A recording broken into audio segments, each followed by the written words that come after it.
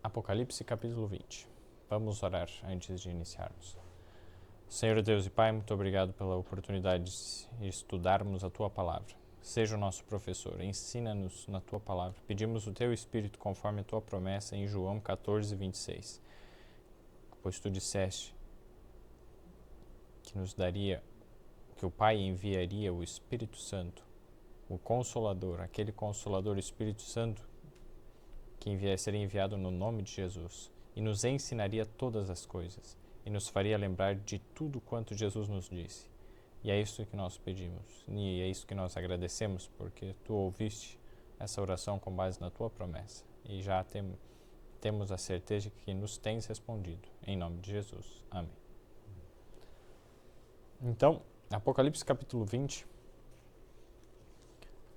em sequência ao que nós vimos a respeito da vinda de Jesus, quando Jesus vem nas nuvens do céu, a segunda vinda. E ele vem para destruir os inimigos do seu povo e salvar, resgatar o seu povo, que está aqui na terra. Na sequência nós vemos Satanás aprisionado por 1000 anos. Apocalipse 20, verso 1. E vi descer do céu um anjo que tinha a chave do abismo e uma grande cadeia na sua mão, uma grande corrente. Verso 2. Ele prendeu o dragão, a antiga serpente, que é o diabo e Satanás, e amarrou-o por 1000 anos. E lançou-o no abismo, e ali o encerrou, e pôs selo sobre ele, para que não mais engane as nações, até que os 1000 anos se acabem. E depois importa que seja solto por um pouco de tempo. Vejamos que interessante. O dragão, a antiga serpente, que é o diabo e Satanás, ele foi amarrado por 1000 anos no abismo. Essa palavra abismo descreve a mesma palavra, semelhante no caso, que descreve a condição da terra no princípio. Vamos para Gênesis capítulo 1. O verso 1 e 2. No princípio criou Deus os céus e a terra. Verso 2. E a terra era sem forma e vazia. E havia trevas sobre a face do abismo. Essa palavra, abismo. E o Espírito de Deus se movia sobre a face das águas. Então a terra não estava com uma forma definida. Ela é sem forma e vazia, o abismo. Quando nós vamos para Jeremias capítulo 4, nós vemos algumas coisas a respeito desse momento em que a terra vai ficar destruída. Então nós lemos aqui, em Jeremias capítulo 4, o verso 22, 23, até o 27, verso 22 ao 27. Deveras o meu povo está louco e já não me conhece. Os filhos nécios são filhos nécios e não entendidos. São sábios para fazer mal, mas não sabem fazer o bem. Quando a terra chegar nessa condição, então Deus age, assim como foi nos dias de Noé. Em Mateus capítulo 24, que Jesus disse, assim como foi nos dias de Noé, assim também será na vinda do Filho do Homem. Mateus capítulo 24, vamos só fazer um parênteses aqui, no verso 37 e 38, né? Mas principalmente o verso 37, Mateus 24, 37. E como foi nos dias de Noé, assim será também a vinda do Filho do Homem. E dentro desse parênteses, Gênesis capítulo 6 nos descreve como que foi nos dias de Noé. Então, Gênesis 6, nós lemos o seguinte, no verso 5, Gênesis 6, 5. E viu o Senhor que a maldade do homem se multiplicara sobre a terra e que toda a imaginação dos pensamentos de seu coração era só má continuamente. E aí o verso 7. Então disse o Senhor, destruirei o homem que criei de sobre a face da terra. Então, só a primeira parte do verso 7. Quando nós comparamos isso com Jeremias 4, 22, deveras o meu povo está louco, já não me conhece, são filhos nécios e não entendidos, são sábios para fazer mal, mas não sabem fazer o bem. E aí vem o verso 23. Observei a terra e eis que era sem forma e vazia, também os céus e não tinham a sua luz. Jeremias 4, 24. Observei os montes e eis que estavam tremendo, e todos os outeiros estremeciam. Observei e eis que não havia homem algum, e todas as aves do céu tinham fugido. Verso 26. E vi também que a terra fértil era um deserto, e todas as suas cidades estavam derrubadas diante do Senhor, diante do furor da sua ira. Verso 27. Porque assim diz o Senhor, toda a terra será assolada, de todo, porém, não a consumirei. Então, essa é a condição da terra que vai ficar durante 1000 anos, como que destruída. Sim, literalmente destruída. E em Isaías também nós lemos, Isaías capítulo 24. Verso 1. Eis que o Senhor esvazia a terra e a desola, e transtorna a sua superfície, e dispersa os seus moradores. E o que suceder ao povo, assim sucederá ao sacerdote, ao servo como ao seu senhor, à serva como à sua senhora, ao comprador como ao vendedor, ao que empresta como ao que toma emprestado, ao que dá usura como ao que paga usura. Usura é emprestar algo a juros, esperando receber juros em troca, de volta quando receber o total. O verso 3. De todos se esvaziará a terra, e de todos será saqueada, porque o Senhor pronunciou essa palavra. O verso 4. A terra pranteia e se murcha, o mundo enfraquece e se murcha, enfraquecem os mais altos do povo da terra. Isaías 24, 5. Na verdade, a terra está contaminada por causa dos seus moradores, porquanto tem transgredido as leis, mudado os estatutos e quebrado a aliança eterna. Singular, a aliança eterna. A aliança de Deus eterna. O Evangelho eterno, salvação em Cristo Jesus. Tem quebrado esse voto, essa aliança que Deus fez. Que tem como base o que nós já estudamos. A fé de Jesus e a guarda dos mandamentos de Deus. Apocalipse 14, verso 12. Aqui está a perseverança dos santos, aqui estão os que guardam os mandamentos de Deus e têm a fé de Jesus. O Evangelho eterno. Temei a Deus e dai-lhe glória, porque é chegada a hora do seu juízo. E adorai aquele que fez o céu, a terra, o mar e as fontes das águas. Apocalipse 14, verso 6. 7, na verdade. Apocalipse 14, 7. Então, quando nós vemos essas comparações, Deus nos chama para adorarmos a Ele, que é o Criador de todas as coisas e que também foi o que realizou o juízo no tempo dos antediluvianos, dos que viviam antes do dilúvio, na época de Noé. As fontes das águas foi um dos recursos que Deus utilizou para trazer o dilúvio, um principal deles, na verdade. E trouxe o dilúvio sobre a terra. Existem oceanos subterrâneos que foram encontrados que têm 3 vezes mais água do que os oceanos que nós temos na superfície. Então essas fontes das águas, Deus as trouxe e quebrou a superfície da terra. Novamente será quebrada a superfície da terra na segunda vinda de Jesus. Mas quando nós vemos aqui, por causa dessa maldade, por causa que eles têm deixado a lei de Deus, os habitantes da terra, que é a lei do amor, então deixando de seguir os princípios, os preceitos do amor, mudando, dizendo que uma mudança não vai ter problema, mas na verdade tem, modifica tudo, como diz em Tiago 2,10. Nós vamos lá. Em Tiago capítulo 2, o verso 10, nós lemos o seguinte: porque qualquer que guardar toda a lei e tropeçar em um só ponto, tornou-se culpado de todos. Então, da lei de Deus, os 10 mandamentos, qualquer preceito que for mudado, quebrado, a culpa é por ter quebrado a lei. perde-se a segurança, a proteção que Deus tem colocado ao redor daqueles que guardam a sua lei. Então fica entregue aos enganos de Satanás. E aí, Satanás é o pai da mentira, homicida desde o princípio. Então esses atributos começam a se revelar na vida daqueles que deixam de lado, quebram a lei, mudam os estatutos e deixam a aliança eterna. Quebram a aliança eterna. O verso 6, Isaías 24, 6. Por isso a maldição tem consumido a terra, e os que habitam nela são desolados. Por isso são queimados os moradores da terra, e poucos homens restam. Interessante. Poucos homens restam. Os que restam, esses são levados com Jesus.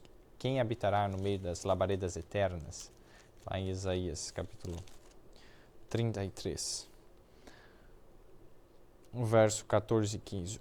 Os pecadores de Sião se assombram, o tremor surpreendeu os hipócritas. Quem dentre nós habitará com o fogo consumidor? Quem dentre nós habitará com as labaredas eternas? A resposta, verso 15. O que anda em justiça e o que fala com retidão, o que rejeita o ganho da opressão, o que sacode as suas mãos, o que sacode das suas mãos todo o presente ou suborno, o que tapa os seus ouvidos para não ouvir falar de derramamento de sangue e fecha os seus olhos para não ver o mal. Algumas das características daqueles que estarão habitando com Deus, que é fogo consumidor. É interessante isso. Quem dentre nós habitará com o fogo consumidor? Deus é fogo consumidor, Deus consome o pecado, sua presença manifestada visivelmente consome o pecado. E aí muitos pensam, mas Deus não está em todos os lugares? Deus está em todos os locais.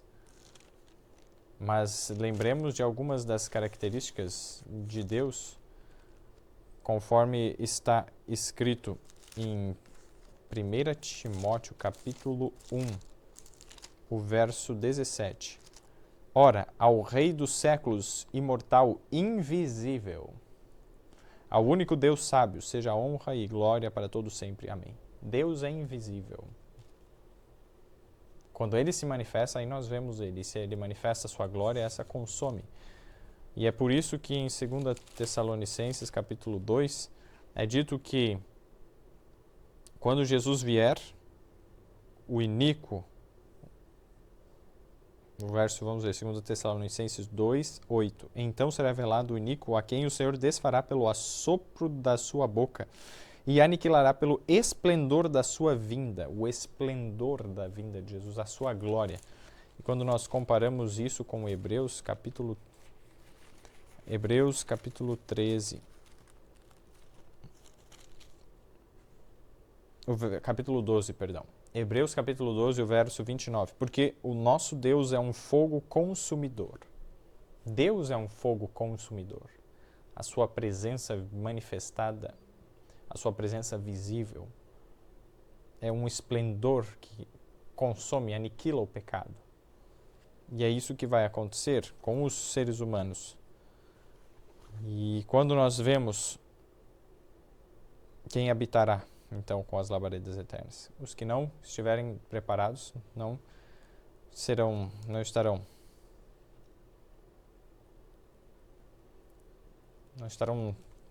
aptos a suportar. E quem nos torna aptos é Jesus. Jesus nos torna aptos. E Isaías 34 continua falando algo muito interessante a respeito desse momento. Vejamos só. Isaías 34, o verso 2. Porque a inundação do Senhor está sobre todas as nações, e o seu furor sobre todo o exército delas. Ele as destruiu totalmente, entregou-as à matança. Verso 13. E os seus mortos serão arremessados, e dos seus cadáveres subirá o seu mau cheiro, e os montes se derreterão com o seu sangue.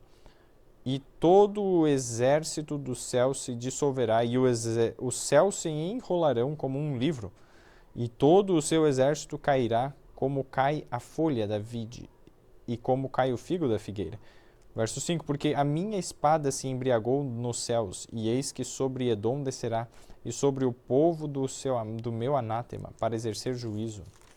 São símbolos do que aconteceu no passado, que vai acontecer novamente em escala maior com toda a terra. Edom não era toda a terra, mas o que aconteceu com Edom, Deus usa como um símbolo. Verso 6, Isaías 34, 6. A espada do Senhor está cheia de sangue, está engordurada da gordura do sangue de cordeiros e de bodes, da gordura dos rins de carneiros, porque o Senhor tem sacrifício em Bosra e grande matança na terra de Edom.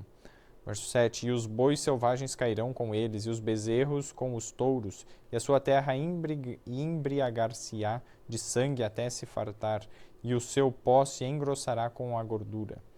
Verso 8, porque será o dia da vingança do Senhor, ano de retribuições pela contenda de Sião. E olhem que interessante, os atingidos são aqui colocando os animais como símbolos proféticos de poderes, de reis, príncipes. E aqui o verso 9, e os seus ribeiros se tornarão em pés, e o seu pó em enxofre, e a sua terra em pés ardente. Pés com Z, uma substância que era queima, que produz assim esse. E o verso 10, nem de dia nem de noite se apagará, para sempre a sua fumaça subirá, de geração em geração será assolada, pelos séculos dos séculos ninguém passará por ela. Então, nesse sentido, quando nós vemos Sodoma e Gomorra em Judas capítulo 1, só tem um capítulo, Judas capítulo 1, versículo 7. Judas, antes do Apocalipse, o verso 7. Assim como Sodoma e Gomorra e as cidades circunvizinhas, que havendo-se entregue à fornicação como aqueles, e ido após outra carne, foram postas, por exemplo, sofrendo a pena do fogo eterno. Então elas sofreram a pena desse fogo eterno, Sodoma e Gomorra. E um pouquinho para trás, em 2 Pedro, capítulo 2, o verso 6, nós lemos assim, e condenou a destruição as cidades de Sodoma e Gomorra, reduzindo-as a cinza e pondo-as para exemplo aos que vivessem impiamente. Então, ao exemplo do fogo eterno, cai como exemplo sobre aqueles que vivem impiamente, que não querem saber da lei de Deus, que se afastam dos estatutos, quebram a aliança eterna. Então, estes recebem o castigo de Deus, o fogo eterno. Deus é fogo consumidor. Eles não sobrevivem à manifestação da glória de Deus.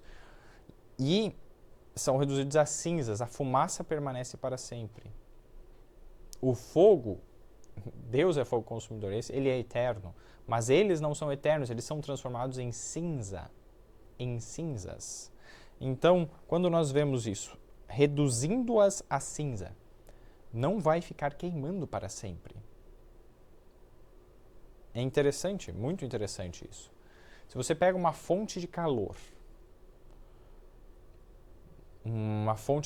por exemplo, que seja um ferro, um metal, talvez um outro metal que suporte mais altas temperaturas, e que ele está vermelho, incandescente, dá para se dizer que aquilo ali é um fogo consumidor. E você coloca uma madeira. Quando coloca a madeira, ela entra em contato ali com aquela temperatura altíssima de mais de 1000 graus Celsius.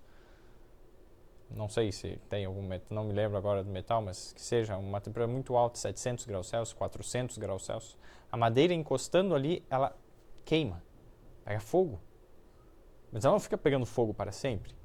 E aí depois que pegou fogo, queimou, se torna cinzas, carvão e vai sendo reduzido e fumaça. Mas o fogo uma hora se apaga, o fogo da madeira queimando. Mas a fonte de calor continua quente. Ela pode continuar quente por muito tempo. E mesmo depois que acabou o fogo, queimou, se virou cinzas, as cinzas não pegam fogo novamente. E a fumaça está para sempre também no ar. Ela fica como um testemunho eterno. Vai se dissipando, dissipando, dissipando. Nós muitas vezes não enxergamos depois de muitos dias, mas ela está lá. E essa é a linguagem, isso que acontece em Salmo capítulo 37, também nós vemos a respeito disso. Porque em Salmo 37, Deus nos diz no verso 20, Salmo 37, 20. Mas os ímpios perecerão e os inimigos do Senhor serão como a gordura dos cordeiros. Desaparecerão e em fumaça se desfarão. Em fumaça se desfarão. Eles vão se desfazer em fumaça. Serão reduzidos a cinzas.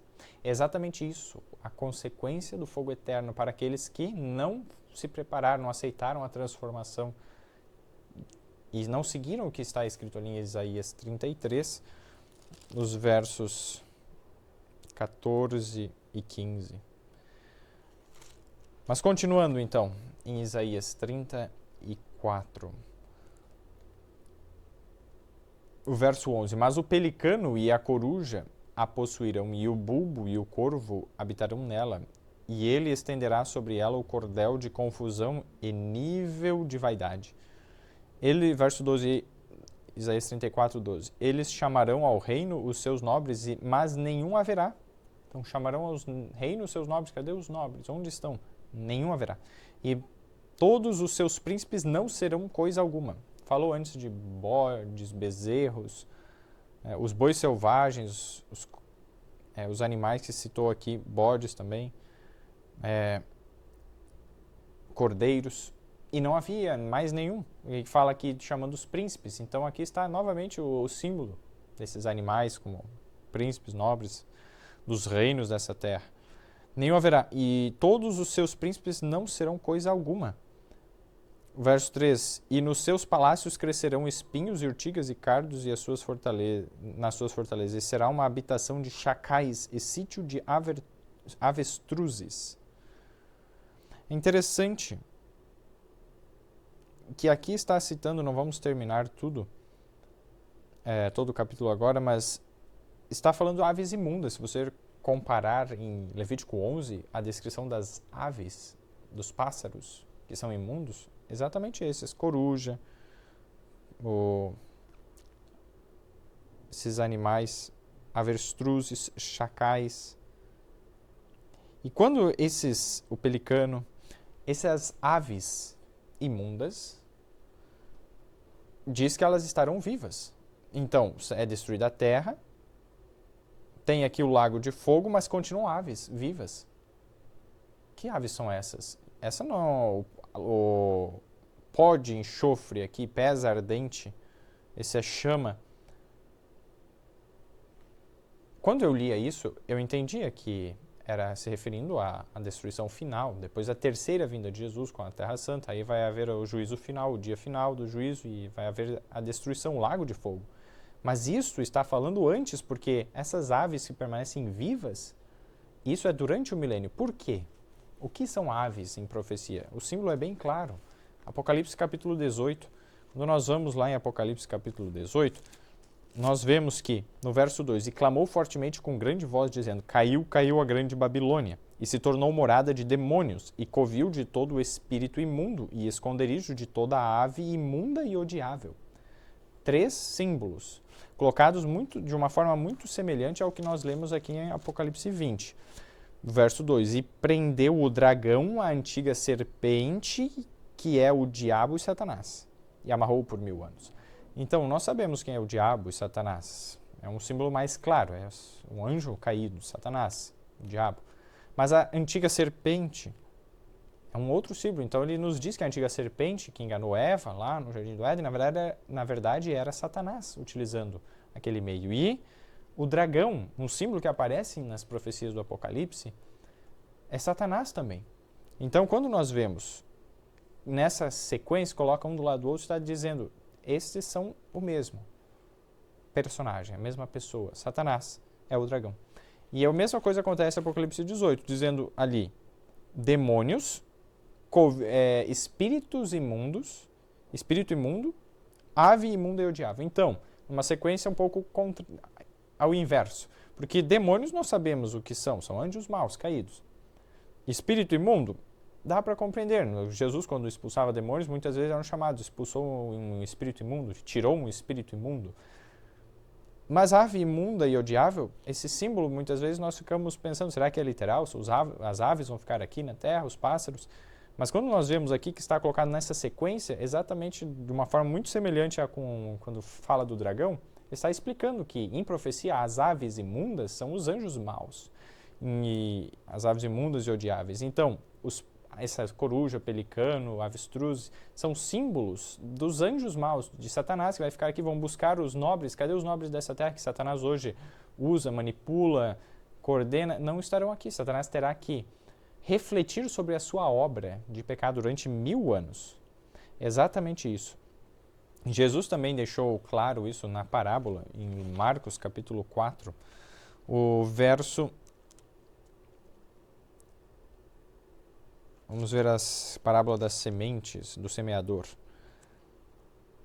Marcos capítulo 4, o verso 3 e 4. Ouvi, eis que saiu o semeador a semear, e aconteceu que, semeando ele, uma parte da semente caiu junto do caminho, e vieram as aves do céu e a comeram. Então vieram as aves do céu e comeram a semente junto do caminho. E na explicação da parábola, ele diz, o verso 14 e 15, o que semeia, semeia a palavra. Então a semente é um símbolo da palavra de Deus. E o verso 15, e os que estão junto do caminho são aqueles em quem a palavra é semeada. Mas, tendo-a eles ouvido, vem logo Satanás e tira a palavra que foi semeada dos seus corações. Então, Satanás é colocado como um paralelo com o quê? Com os pássaros ali, as aves do céu. Então, quando nós lemos em Apocalipse 19, no estudo anterior, que nos versos, a partir do verso 17... até o verso 21, vamos reler esse trecho, Apocalipse 19, 17 a 21. E vi um anjo que estava no sol e clamou com grande voz, dizendo a todas as aves que voam pelo meio do céu, vinde e ajuntai-vos à ceia do grande Deus, para que comais a carne dos reis, e a carne dos tribunos, e a carne dos fortes, e a carne dos cavalos, e dos que sobre eles se assentam, e a carne de todos os homens livres e servos pequenos e grandes. Verso 19, e vi a besta e os reis da terra e os seus exércitos reunidos para fazerem guerra àquele que estava sentado sobre o cavalo e ao seu exército. E olha só, a besta e os reis da terra. E aí depois o verso 20, e a besta foi presa e com ela o falso profeta. Então, o falso profeta é um símbolo principal, o símbolo dos reis da terra, que é a segunda besta de Apocalipse, capítulo 13. Que impõe a marca da besta, porque vai falar aqui, ó, falso profeta, que diante dela fizeram os sinais, com que enganou os que receberam o sinal da besta e adoraram a sua imagem. Então é exatamente isso que a segunda besta fez. Fez sinais para aqueles que receberam o sinal e fez com que adorassem a imagem da besta. Então, o falso profeta é exatamente a segunda besta, a besta que sobe da terra de Apocalipse capítulo 13, os versos 11 em diante. Podem conferir depois. E aqui nós vemos, então, a besta e foi presa, e com ela o falso profeta, que diante dela fizera os sinais com que enganou os que receberam o sinal da besta e adoraram a sua imagem. Estes dois foram lançados vivos no lago de fogo que arde com enxofre. Olha só. E é interessante que na King James, em inglês, esse verso é traduzido não no lago, mas num lago. O artigo ali é indefinido. Um lago de fogo e enxofre. Diferente de Apocalipse 20, como nós vamos ler, no verso 14, e a morte e o inferno foram lançados no lago de fogo. Daí é definido, é o lago de fogo. Esse é o principal, mas tem um lago de fogo antes do milênio. Esse é o ponto em questão aqui. Por quê? Quando é destruído, então a besta, o falso profeta, são lançados nesse lago de fogo, lançados vivos no lago de fogo que arde com enxofre, Apocalipse 19 e 20. E o verso 21, observe o detalhe, e os demais foram mortos com a espada que saía da boca do que estava sentado sobre o cavalo, e todas as aves se fartaram das suas carnes. Ou seja, as aves ficam vivas aqui. Logo em seguida, no capítulo 20, fala que Satanás fica preso durante 1000 anos. Satanás e, obviamente, os anjos seus. Depois desses 1000 anos, aí nós vamos ver ali no verso 3, que nós já vimos, importa que seja solto por um pouco de tempo. Exatamente isso, seja solto por quê? a obra de Satanás é enganar. No próprio verso 3, vamos reler aqui, Apocalipse capítulo 20, verso 3. E lançou-o no abismo, e ali o encerrou e pôs selo sobre ele, para que não mais engane as nações até que os 1000 anos se acabem. E depois importa que seja solto por um pouco de tempo. Então o engano que ele estava fazendo, ele para de fazer nesse período. Porque estão mortos todos os seres humanos aqui na Terra. Só fica Satanás e os seus anjos, contemplando, refletindo sobre o que eles fizeram. E o verso 4, vamos lá, Apocalipse 20, verso 4. E vi tronos, e assentaram-se sobre eles, e foi-lhes dado o poder de julgar. E vi as almas daqueles que foram degolados pelo testemunho de Jesus e pela palavra de Deus, e que não adoraram a besta, nem a sua imagem, e não receberam o sinal em suas testas, nem em suas mãos, e viveram e reinaram com Cristo durante 1000 anos. Nesses 1000 anos, os salvos reinam com Cristo. Mas, o verso 5, mas os outros mortos não reviveram até que os 1000 anos se acabaram. Exatamente. Então, esta é a primeira ressurreição. A primeira ressurreição é exatamente essa que ele estava descrevendo, que os justos são levados e a habitar no céu durante 1000 anos. O verso 6. Bem-aventurado e santo aquele que tem parte na primeira ressurreição. Sobre estes não tem poder a segunda morte, mas serão sacerdotes de Deus e de Cristo e reinarão com ele 1000 anos. Essa é a primeira ressurreição. Ressuscita e vai reinar com Cristo durante 1000 anos. Verso 7, Apocalipse 20. E, acabando-se os 1000 anos, Satanás será solto da sua prisão. Verso 8. E sairá a enganar as nações que estão sobre os 4 cantos da terra, Gog e Magog, cujo número é como a areia do mar, para as ajuntar em batalha. Verso 9. E subiram sobre a largura da terra e cercaram o arraial dos santos e a cidade amada. E de Deus desceu fogo do céu e os devorou. E o diabo que os enganava foi lançado no lago de fogo e enxofre, onde estão a besta e o falso profeta. E de dia e de noite serão atormentados para todo o sempre.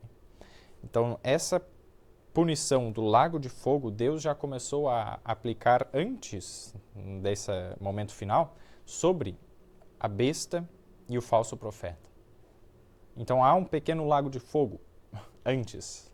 Não sei o quão pequeno, quão grande será, mas haverá um antes do milênio, na segunda vinda de Jesus, e outro maior em proporções e resultados totalmente cabais, eternos, completos, ao final dos 1000 anos.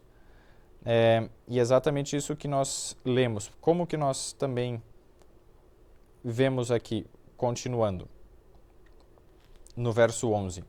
E vi um grande trono branco e o que estava sentado sobre ele, de cuja presença fugiu a terra e o céu, e não se achou lugar para eles.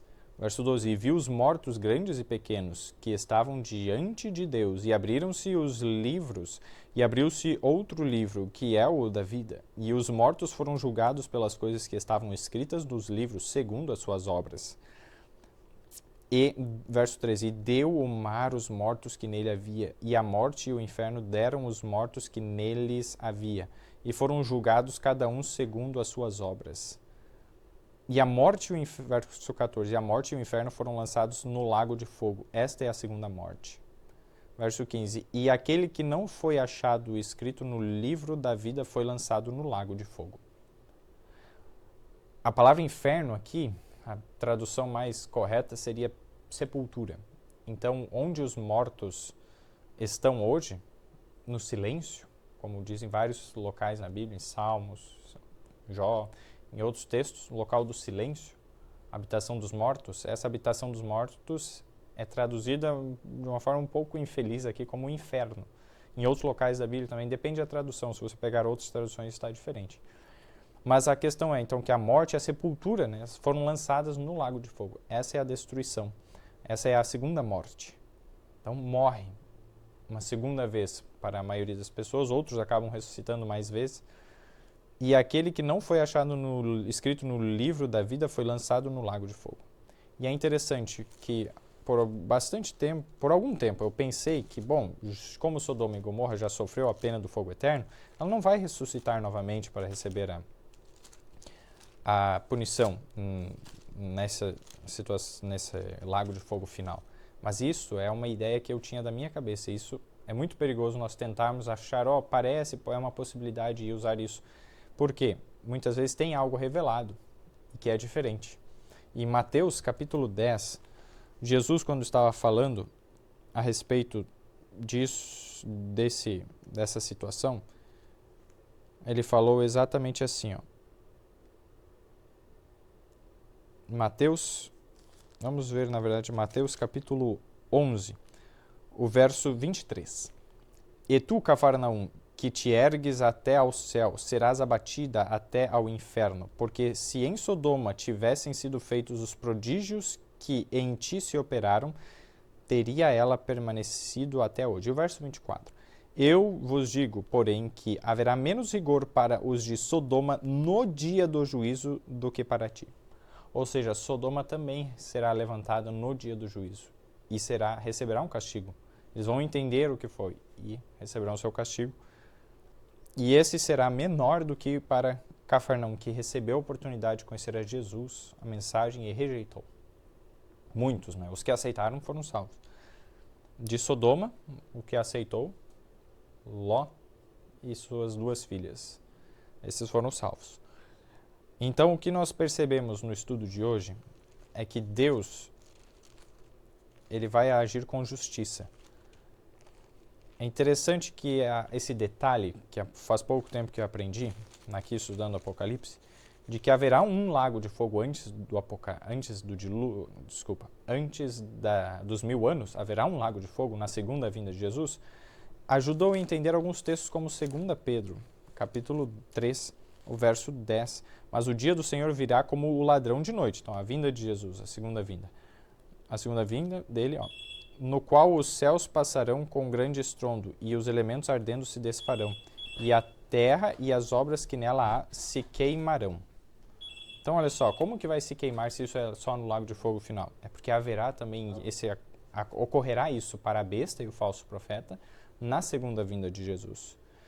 E aí, depois, em proporções maiores. E também ajuda a entender lá Isaías 34, que falava. Então, esse estudo foi muito bom para mim, espero que seja bom para vocês. E vamos confiar no que está escrito na revelação, não nas nossas ideias ou o que nós achamos. Oremos para encerrar.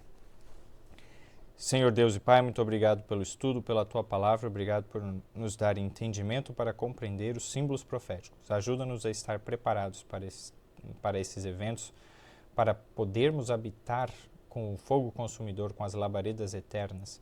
Para isso pedimos, transforma o nosso coração, cria em nós um espírito reto, um coração puro, e faz-nos obedientes à Tua lei. Dá-nos, Senhor, o Teu Espírito e guia-nos. Queremos estar contigo habitando no céu. Pedimos e agradecemos em nome de Jesus. Amém. Um abraço a todos.